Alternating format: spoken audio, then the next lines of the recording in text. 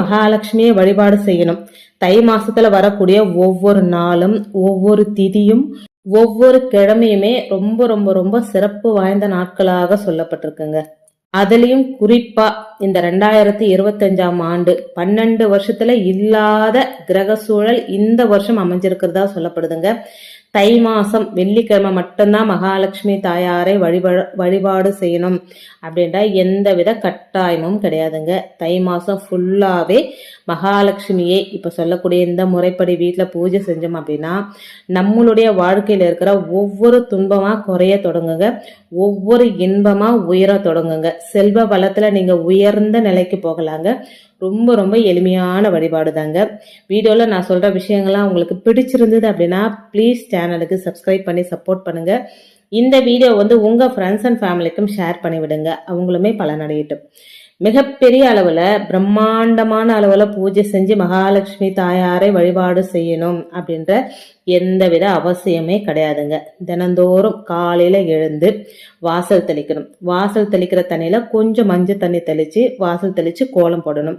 தை மாசத்துல தினமுமே வீட்டுல இருக்கிற பெண்கள் வாச கதவை திறக்கும் போது வரலட்சுமியே வருக வருக, வரலட்சுமியே வருக வருக, வரலட்சுமியே வருக வருக அப்படின்ற வார்த்தையை சொல்லி வாசல் கதவை திறக்கணும். இந்த தை மாசம் மட்டும் இல்லைங்க, நீங்க தூங்கி இருந்து முதல்ல நிலவாசல திறக்கிறீங்க அப்படின்னா வரலட்சுமியே வருக அப்படின்னு சொல்லி நம்ம சொல்லிதான் கதவை திறக்கணும். இது எல்லாருக்குமே தெரிஞ்சிருக்கும், தெரியாத ஒரு சில பேருக்காக சொல்றேங்க.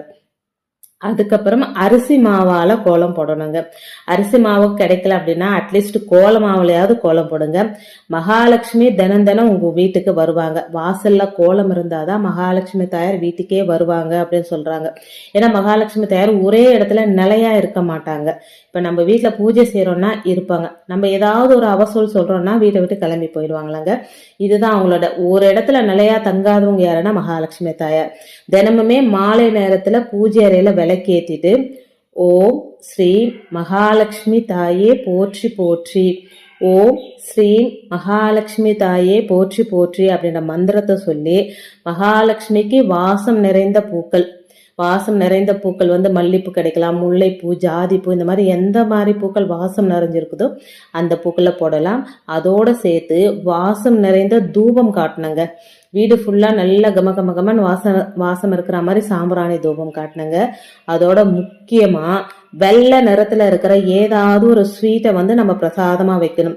பாயாசம் வைக்கலாம், பால் பாயாசம் வைக்கலாம், கல்கண்டு சாதம் வைக்கலாம், பால் கோவா வைக்கலாம். இது எதுவுமே வைக்க முடியாதுங்க எங்களால் அப்படின்றவங்க பால்ல சர்க்கரை, கல்கண்டு, ஏலக்காய் தட்டி போட்டு நல்லா ஸ்வீட்டு தூக்கலா மகாலட்சுமி